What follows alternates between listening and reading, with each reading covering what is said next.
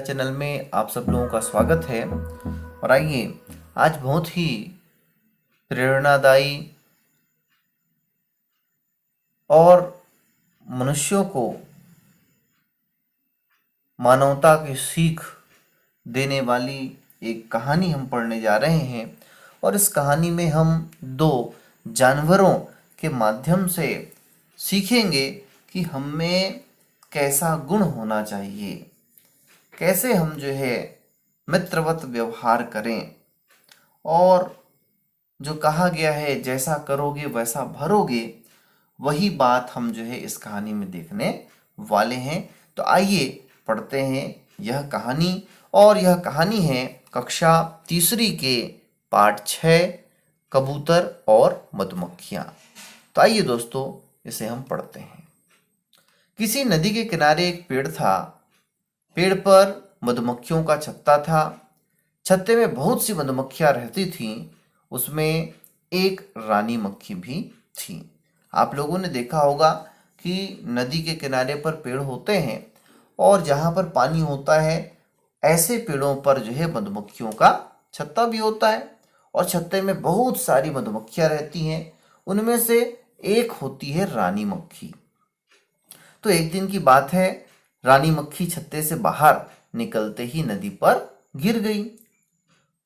उसने पानी से निकलने का बहुत प्रयत्न किया, प्रयत्न यानी कोशिश, पर वह निकल ना सकी।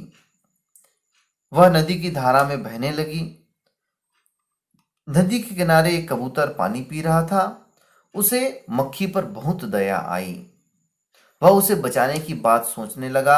अचानक उसे एक उपाय सूझा। वह तेजी से उड़कर पेड़ के नीचे पहुंच गया।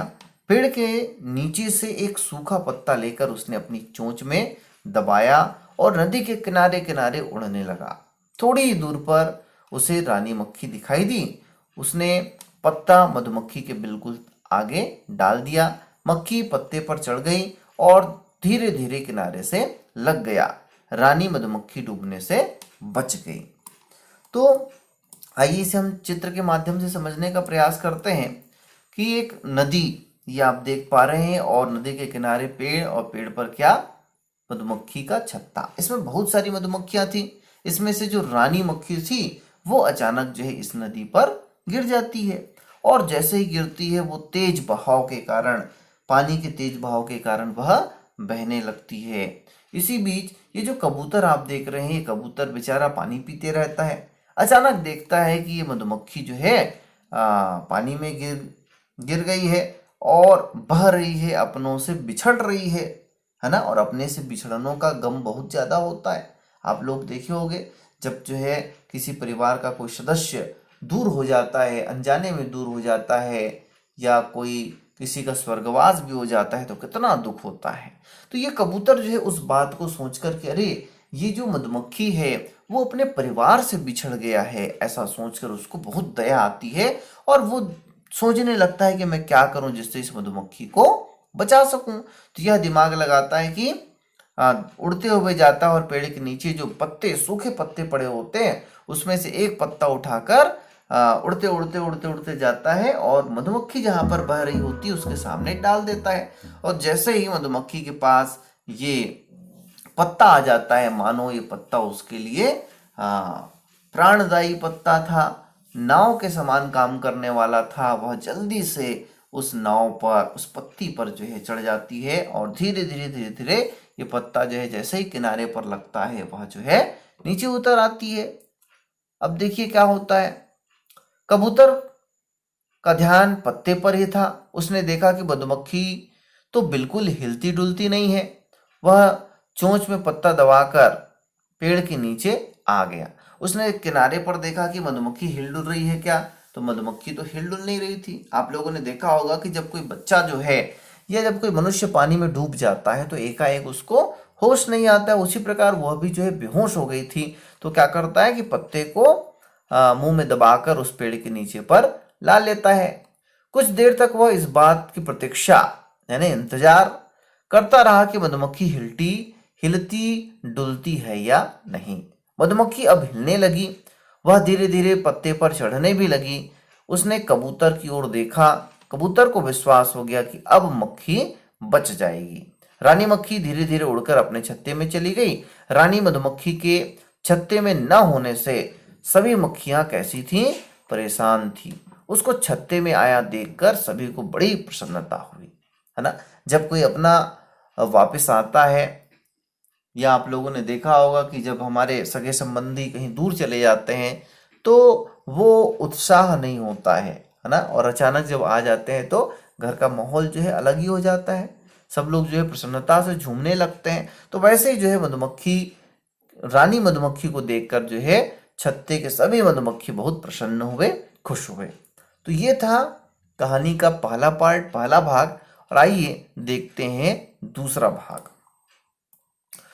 कुछ दिनों के बाद एक शिकारी उधर आया। वह नदी के किनारे घूम घूम कर चिड़ियों का शिकार करने लगा। उसके भय, शय लिखा गया है, ये भय है। उसके भय से पक्षी इधर उधर छिपने लगे। जिस कबूतर ने रानी को बचाया था वह भी उड़ता हुआ उसी पेड़ के पास आया। डर के मारे वह पेड़ के पत्तों में छिप गया। रानी मक्खी ने उस कबूतर को देखा तो तुरंत मधुमक्खियों से कहा, हमें किसी भी तरह इस कबूतर की रक्षा करनी चाहिए।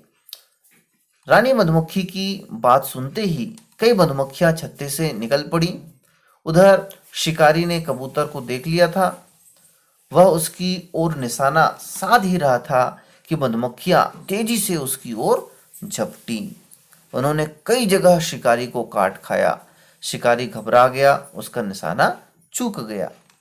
कबूतर ने तीर की सनसनाहट सुनी। उसने भय के मारे अपनी आंखें बंद कर ली।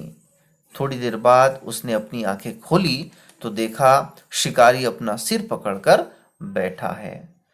उसे कुछ मधुमक्खियां उड़ती हुई पेड़ की ओर आती दिखाई दी। कबूतर सब कुछ समझ गया। उसने मधुमक्खियों की ओर देखा और मन ही मन उसको धन्यवाद दिया। तो बच्चों, आप लोगों ने देखा कि किस प्रकार जो है जैसा करोगे वैसा भरोगे, यह निश्चित रूप से होता है। और कबूतर ने पहले निस्वार्थ भाव से उस मधुमक्खी को बचाया था, और जब कबूतर पर संकट आ पड़ा तो जो है मधुमक्खियों ने उनकी रक्षा की, उसकी प्राण बचाई। तो इसलिए हमें भी जो है निस्वार्थ भाव से दूसरों की सेवा करनी चाहिए, मदद करनी चाहिए। जो हम सेवा करते हैं उसका फल भी हमको निश्चित रूप से मिलता है। ये जो है इस कहानी से हमको सीख मिलती है। आइए हम देख लेते हैं कुछ शब्दार्थ। प्रयत्न का मतलब होता है कोशिश, प्रतीक्षा यानी इंतजार, छटपटाना यानी बेचैन होना, व्याकुल होना, परेशान यानी चिंतित, राह देखना यानी बाट जोहना। तो दोस्तों, इस प्रकार यदि वीडियो आप लोगों को पसंद आया हो तो जरूर लाइक करें, शेयर करें, और जिन लोगों ने अब तक एजुकेशन का अड्डा चैनल को सब्सक्राइब नहीं किया है सब्सक्राइब कर लें, बेल आइकन को दबा लें, जिससे आपको अगले वीडियो का नोटिफिकेशन मिल सके और आप उस वीडियो को देख सकें। धन्यवाद।